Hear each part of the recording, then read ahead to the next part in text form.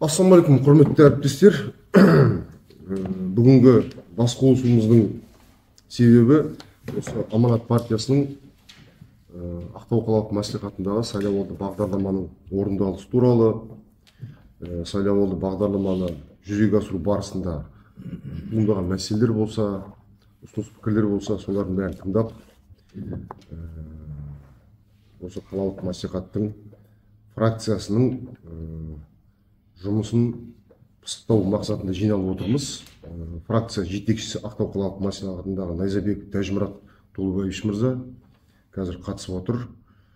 Енді біздің партиямыздың басты осы құжаты сайлауалды бағдарламамызда барлығы да көрініс тапқан, халықтың әл-ауқатын арттыру, азаматтарға ыңғайлы, қолайлы жағдай жасау, әсіресе қала аудандарда біз білеміз, осы бюджеттің игерілуі де осы қала аудандарға тікелей байланысты, күнделікті азаматтардың тұтынатын жаңағы су, тоқ, көлік, қоғамдық көлік деген сияқты мәселелер осы қала аудан деңгейінде жүзеге асырылады.